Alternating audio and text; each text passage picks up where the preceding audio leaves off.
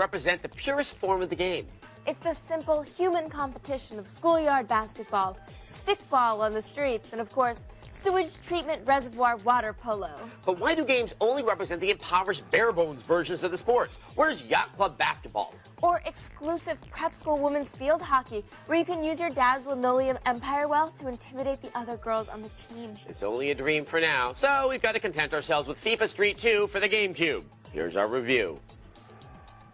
Bounce around and get it crunk. Make that junk bump in your trunk. We at X-Play remember our time in the ghetto fondly, standing on the corner, pouring some out for our dead homies, and going to the local playground to run games of soccer?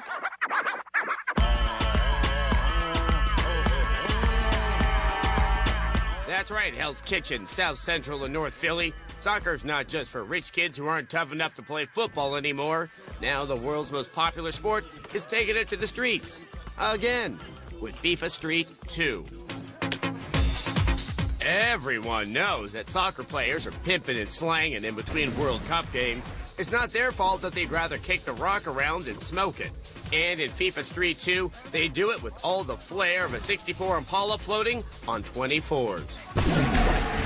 The trick stick allows these funky barrio bumpkins to get crunk with it. On defense, you try to guess the move to stop the attack, or you can just knock fools to the ground. Do enough deft stepping, and you're hooked up with the game breaker. Your chance to score, or better yet, break some ankles for bonus points. But forget triple flip bicycle kicks. The game breakers in FIFA Street 2 are strictly vanilla ice. Matches take place in the world's most dangerous ghettos, like France, Mexico,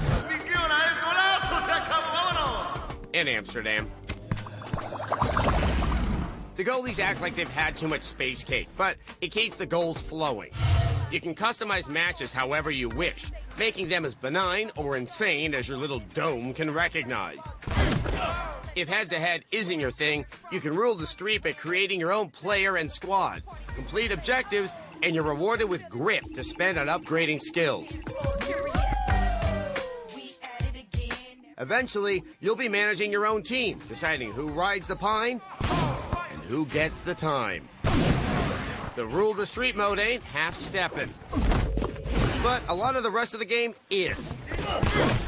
The controls are sluggish, and it's only made worse by animation that won't fool anyone but the guy you're controlling on screen. It's also a little light on the options. Aside from head-to-head and rule the street, there's a skills challenge that finally proves once and for all that as the fun goes up, the fun goes down. What we have here is 4-on-4 indoor soccer in the street. It's a little better than the original, but paying $50 for this game is like a swift shot to the groin. We give FIFA Street 2 a 3 out of 5. Street soccer seems exciting, but I don't think it's nearly as exciting as shell-in soccer would be. That's because the street soccer players haven't achieved enlightenment yet. Oh, you know, I think that if I had realized the illusory nature of the universe, I'd use my powers for something better than soccer. Frisbee golf? Fighting supervillains.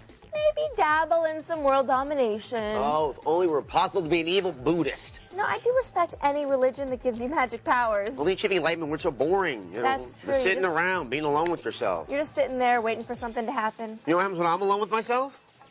No. Crying. Cut. Tears. Gone. Over. Weeping. Bye. Sobbing.